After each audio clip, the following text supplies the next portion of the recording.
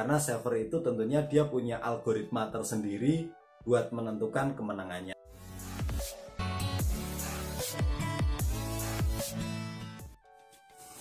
Assalamualaikum warahmatullahi wabarakatuh. Salam sejahtera buat semuanya. Pada kesempatan kali ini saya akan bahas tentang strategi dalam bermain interesting mall.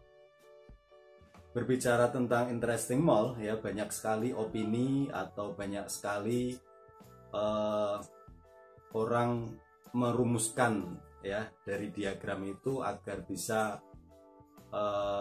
menebak atau dalam bertransaksinya itu dengan tepat, sehingga akan menghasilkan sebuah profit yang sangat luar biasa. Namun menurut saya pribadi ya sebenarnya rumus itu kurang tepat ya. Kenapa saya katakan kurang tepat? Karena dalam permainan ini ya potensi kemenangan kita itu 50-50, artinya berada di titik tengah ya, 50% 50%. Jadi menurut saya tidak ada rumus ya. Kalau yang namanya rumus itu contohnya 1 tambah 1 itu 2 ya. Tapi kalau dibilang strategi analisa itu boleh ya. Strategi analisa inilah yang kita perlukan ya. Karena dengan strategi analisa ini akan membuat mindset kita menjadi yakin ya, dengan keyakinan yang timbul sehingga akan memutuskan untuk memilih. Jadi seperti itu. Namun di sini saya akan berikan sebuah strategi ya. Strateginya bagaimana ya agar bisa selalu profit ya. Saya katakan profit ya. Profit bukan berarti tidak pernah kalah. Jadi makanya nanti rentetan ini ya, yang akan saya sampaikan coba dianalisa terlebih dahulu. Kira-kira kalau menurut rekan-rekan itu tepat, silakan gunakan. Namun apa yang saya sampaikan ini sudah terbukti, artinya saya sudah menggunakan strategi ini ya. Sebenarnya dalam interesting mall ini ya, kita itu dihadapkan bukan pada server ya. Artinya server itu hanya sebuah media. Jadi sebenarnya kita itu bertransaksi dengan artinya teman-teman kita yang sedang bermain gitu kan.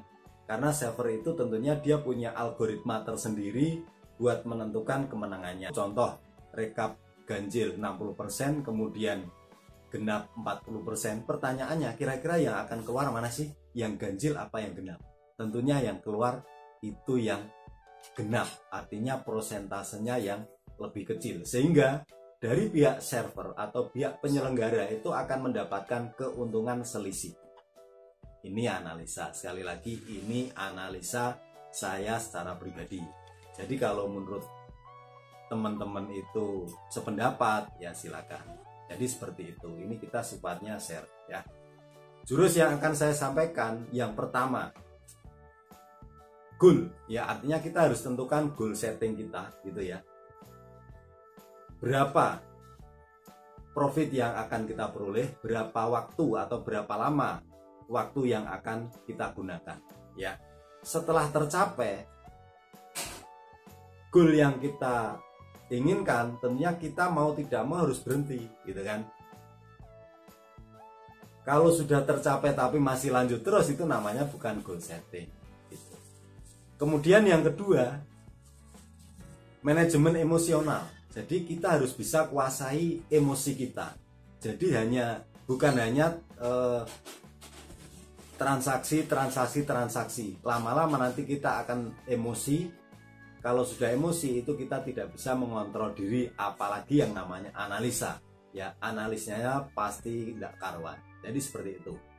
Poin 1 dan poin kedua itu sangat menentukan kemenangan kita. Artinya bagaimana kita bertransaksi itu akan menentukan kemenangan kita.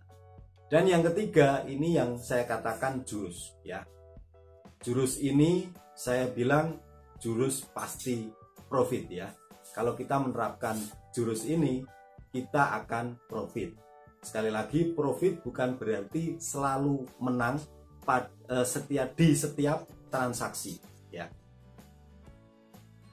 tapi sesuai harapan kita, artinya sesuai goal kita atau sesuai yang kita tentukan tadi, berapa yang akan kita hasilkan, kemudian berapa waktu lamanya waktu yang akan kita gunakan. Jadi seperti itu. Jurus ini namanya martingale. Jadi martingale ini adalah sebuah strategi yang diciptakan oleh matematikawan Perancis ya.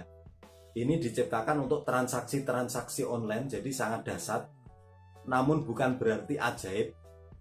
Strategi ini adalah strategi pengelolaan modal. Jadi dengan strategi pengelolaan modal tentunya kita akan bisa kontrol dengan baik sehingga akan menghasilkan profit yang sangat kompeten. Jadi kurang lebihnya seperti itu. Lalu bagaimana cara menerapkan atau apa itu martingale? Ya, strategi martingale ini ya, caranya seperti ini. Saya kasih gambaran ya. Jadi saat ini memang saya tidak lagi online, saya mau cerita saja. Nanti rekan-rekan kalau memang masuk akal silakan terapkan. Kalau memang belum paham jangan sekali-kali coba. Jadi seperti itu.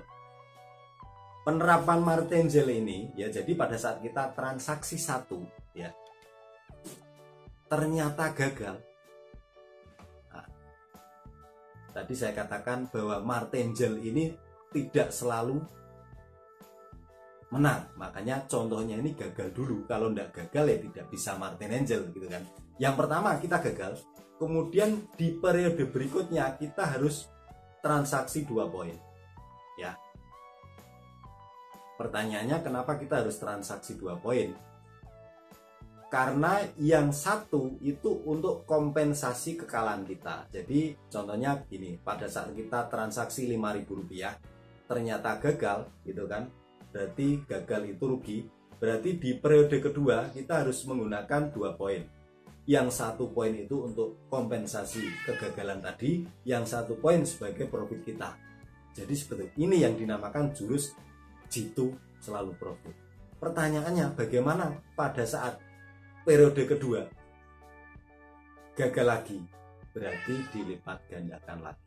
Itulah yang dinamakan martingale. Jadi strategi ini sudah dihitung oleh matematikawan Perancis ya. Jadi ya prosentasenya lebih besar untuk kita menjadi profit. Jadi seperti itu. Kurang lebihnya gambaran dari martingale itu seperti itu. Kalaupun rekan-rekan sudah punya pengalaman martingale, silakan terapkan. Bagi yang belum, coba dianalisa ya, dipahami dulu tentang martingale, kemudian dibarengi dengan analisa ya, yang di awal tadi kita sudah bahas, analisa yang menumbuhkan sebuah keyakinan. Jadi seperti itu juga penting. Kenapa dikatakan analisa? Karena kita menganalisa yang sudah terjadi berdasarkan pengalaman. Oh, setelah ini kira-kira ini gitu kan. Mungkin setelah ganjil ini genap, merah ini putih, odd, even. Jadi seperti itu ya. Oke, saya kira gitu aja. Semoga bermanfaat. Selamat mencoba, semoga sukses. Terima kasih. Wassalamualaikum warahmatullahi wabarakatuh.